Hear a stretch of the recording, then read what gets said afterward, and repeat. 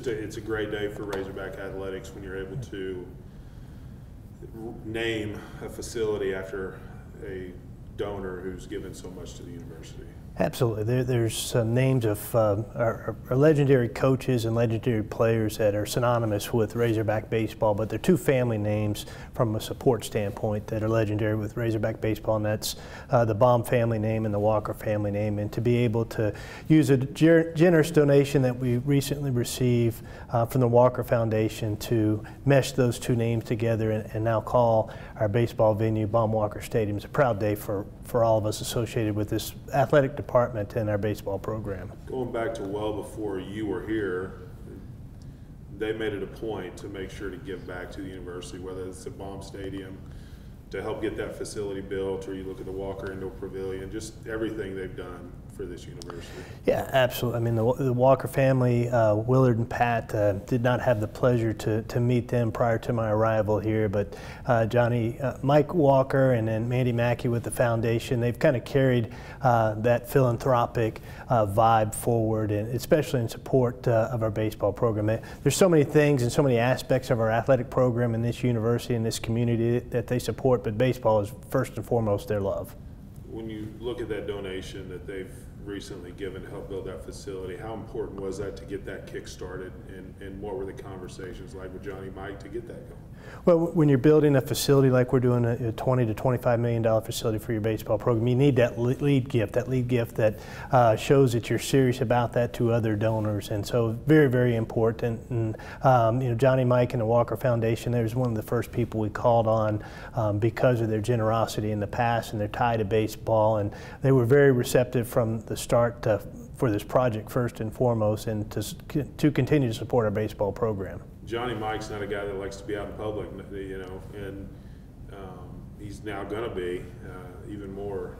People know Johnny Mike, but just the conversations you've had since you became AD with him about the program and about making sure facilities are where they need to be. Sure. Well, it's fun to go back and talk to Johnny Mike about his days as a baseball player under Coach DeBryan, and then his involvement and his family's involvement with the baseball program. And he was with us every step of the way. He was in my suite for every game in Omaha. He stayed the entire 2 weeks, and baseball is a big part of his bloodline and something he wants to be a part of. You see him sitting courtside at basketball games. He has a suite in this lovely north end zone facility, and so he's very much a part of our athletic program.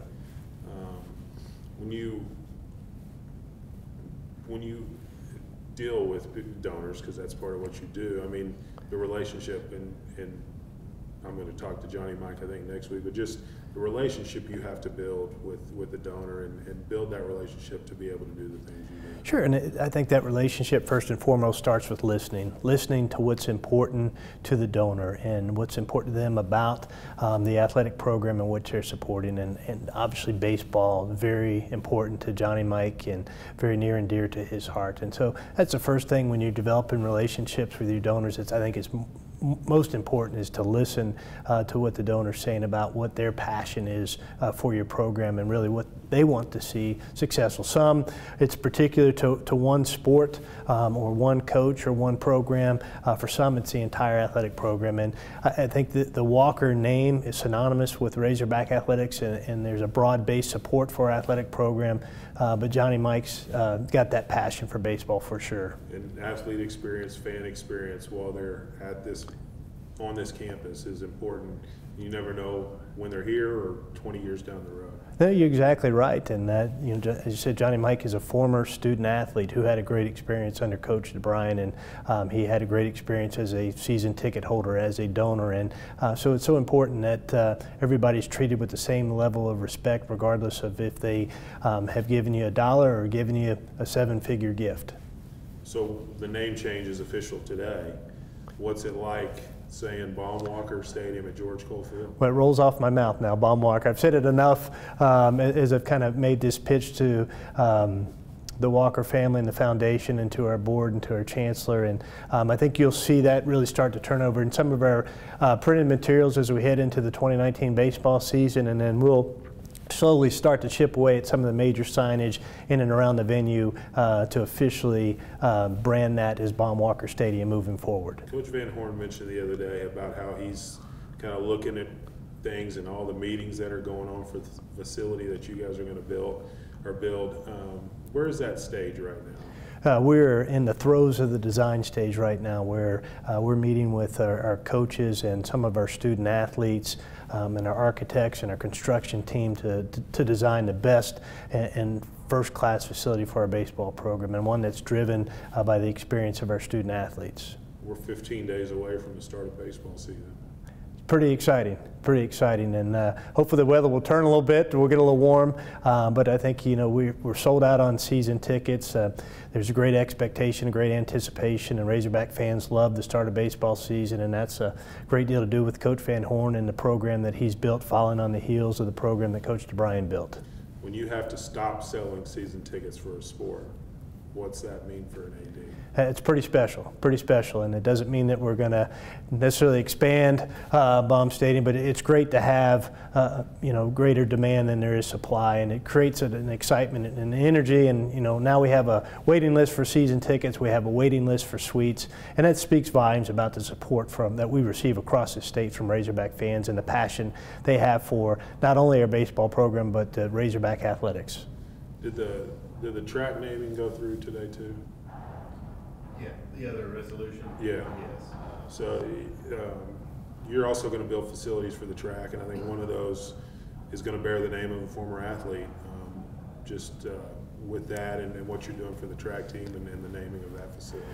Sure. So similar to the baseball clubhouse, we're building a student-athlete-centric track and field high-performance center in the south end of McDonald Field that will have new locker rooms for our men's and women's programs, a new shared team room for those programs, a weight room, a training facility that will be named in honor of Frank O'Mara, a former long-distance cross-country standout, All-American here at the University of Arkansas, and we have a donor now that we've officially announced and had that approved that the building can be named for Frank, that's going to make a generous 7-figure gift in Frank's honor. With the way things are going, especially with the women's track team, it's always important to keep up and improve those facilities as well. We had an all-staff meeting today, and it's pretty remarkable that we have 8 teams that are currently playing, 4 more that are going to start competition here in the next 2 weeks, and 8 of those 12 are ranked in the top 25 nationally, and all 12 have winning records right now. So we have an athletic program, we have student athletes, we have coaches that are achieving great things, but so that we don't get behind all our competitors within the Southeastern Conference and nationally, we need to continue to stay ahead of the curve and the resources we provide our coaches and our student athletes to achieve greatness. You mentioned those sports. I mean, women are #1. The women's basketball team's on the rise.